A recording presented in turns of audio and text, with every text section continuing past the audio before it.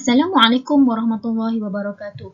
Baiklah, kami daripada kumpulan 6 ingin membentangkan kaedah mengajar RPH selama 1 jam. Ahli kumpulan kami adalah Siti Sarah binti Muhammad Saharuddin, Ain Mardati binti Muhammad Nazli, Muhammad Irham bin Basaruddin dan Nur Farhana Yasmin binti Harun. Baiklah, RPH yang telah kami rancang adalah Mata Pelajaran Pendidikan Islam bagi tingkatan 3. Tajuk yang kami pilih adalah Kewajipan Memelihara Kehormatan Diri. Standard kandungan membaca ayat 30 hingga 31 surah An-Nur dengan betul, lancar serta bertajwid dan merumuskan kefahaman ayat.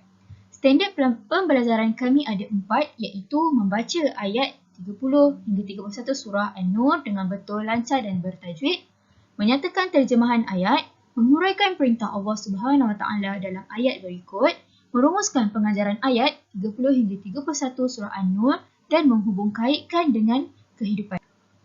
Objektif yang ingin kami capai pada akhir pembelajaran adalah murid dapat menyebut ayat dan terjemahan surah An-Nur ayat 30 hingga 31 dengan fasih dan bertajwid. Kedua, memahami perintah Allah pada ayat 30 hingga 31. Dan yang terakhir adalah menyenaraikan pengajaran ayat 30 hingga 31 surah An-Nur dengan baik. Pada fasa permulaan ataupun set induksi mengambil masa selama 5 minit. Ini pengajaran kali ini adalah dengan menggunakan video bacaan surah An-Nur ayat 30 hingga 31 dalam laman YouTube. Guru membuka video melalui YouTube untuk didengar oleh murid, kemudian murid mendengar dengan teliti dan berlaku soal jawab antara murid dan guru tentang kaitan dengan topik yang dipelajari pada hari ini. Kemahiran utama adalah pemerhatian, kaedah soal jawab dan bahan bantu mengajar adalah video dan juga laptop. Di situ disertakan link YouTube untuk video bacaan surah An-Nur ayat 30 hingga 31. Seterusnya ialah fasa perkembangan. Langkah yang pertama ialah aktiviti yang bercerita tentang terjemahan berdasarkan ayat Al-Quran yang berlangsung selama 15 minit. Guru membaca surah An-Nur di dalam buku teks serta diikuti oleh murid dengan bacaan yang fasih dan bertajwid. Seterusnya, guru menjelaskan terjemahan surah An-Nur ayat 30 hingga 31 dengan mengaitkan dengan isu semasa yang berlaku pada zaman kini. Selepas itu, guru mengeluarkan perintah Allah yang terdapat di dalam Al-Quran sambil murid menggariskan maklumat penting di dalam buku teks dan murid mendengar penerangan dan penjelasan guru dengan fokus dan guru membuat rumusan berkaitan isi pelajaran. Kemahiran utama ialah penjanaan idea dan kaedah dalam RPH ini adalah penerangan dan penjelasan, manakala amalan pedagogi masa kini ialah kompetensif 6C dan bahan bantu mengajar ialah buku teks. Langkah yang kedua yang berlangsung selama 15 minit juga melibatkan aktiviti berkumpulan iaitu suai padan dan huraian. Aktiviti pengajaran dan pembelajaran ialah pelajar dibahagikan kepada beberapa kumpulan, lalu murid dibekalkan dengan beberapa kepingkat imbas suai padan mengikut kumpulan. Dan guru menyebut ayat Al-Quran secara potong-potongan, ayat pendek di hadapan kelas. Selepas itu, murid perlu suai ayat yang dibaca oleh guru beserta makna dengan tepat dan pantas secara berkumpulan. Dan yang terakhir, guru memantau gerak kerja murid sambil menyemak jawapan murid.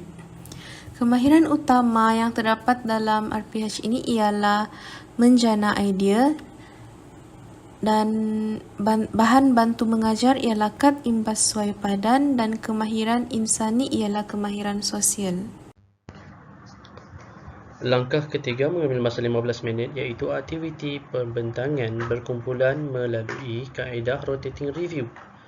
Di dalam kumpulan yang sama, guru memberikan sehelai kertas A4 kepada wakil kumpulan.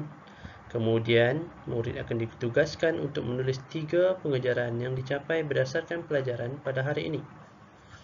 Setelah tamat masa yang diberikan, setiap kumpulan bergerak ke kumpulan yang lain dengan arahan guru bagi membuat penilaian hasil kerja rakan yang lain. Guru juga memilih beberapa pengajaran yang ditulis oleh murid dan merumuskannya.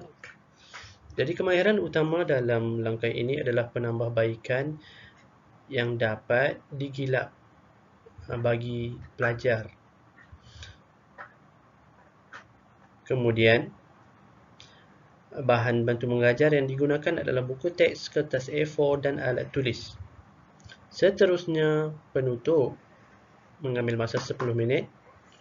Murid diminta menyebut semula pembelajaran tentang ayat 30 hingga 31 surah An-Nur secara kelas, kumpulan dan individu. Dan murid diingatkan agar sentiasa mengamalkan perintah Allah Subhanahu wa taala dan pengajaran di dalam ayat 30 hingga 31 surah An-Nur. Dan murid diberikan tugasan untuk membuat catatan peribadi di dalam buku nota untuk disoal pada kelas berikutnya. Dan pada fasa ini adalah fasa tindakan di mana pelajar diminta untuk membuat catatan peribadi berkenaan nota ataupun maklumat yang diberikan oleh guru. Dan kemahiran utama adalah amalan yang berterusan kerana dalam ayat ini, menjaga kehormatan diri adalah satu kewajipan yang perlu diamalkan secara berterusan. Penerapan nilai bersungguh-sungguh dan rajin dalam mengamalkan dalam penjagaan amalan menjaga kehormatan diri. Dan bahan bantu mengajar yang diperlukan adalah buku teks, buku nota serta alat tulis. Justifikasi pemilihan aktiviti ataupun kaedah PDP yang pertama adalah video. Tayangan video berkaitan dengan bacaan ayat 30 hingga 31 surah An-Nur ini dijalankan bagi tujuan untuk menarik minat murid semasa awal PDP dijalankan. Yang kedua, tahap fokus juga boleh diterapkan melalui kaedah ini. Yang ketiga, sesi soal dan jawab dikaitkan dengan video yang telah ditayangkan. Yang kedua, kad imbas suai padan. Guru menggunakan kad yang bertulis potongan ayat Al-Quran dan terjemahannya. Guru menggunakan kaedah ini bagi memberi murid untuk berfikir secara pantas dengan mendengar arahan daripada guru. Aktiviti ini dapat memupuk semangat sepasukan dan dengan adanya pergerakan murid akan lebih bersemangat dan dapat mengelakkan hilang fokus dan mengantuk. Kaedah yang ketiga, kaedah rotating review. Setiap kumpulan membincangkan pengajaran ayat dan kemudian mencatat pada kertas A4 yang telah disediakan oleh guru. Setiap kumpulan akan bergerak ke kumpulan yang lain bagi menilai hasil kerja mereka. Setiap kumpulan boleh membuat komen, idea tambahan ataupun persoalan. Guru menggunakan kaedah ini bagi murid berfikir apakah kesan atas perbuatan atau adab yang dilakukan melalui ayat 30 hingga 31 surah An-Nur ini. Ini bagi menjelaskan bahawa setiap suruhan Allah Subhanahu wa taala mestilah mempunyai sebab dan akibat.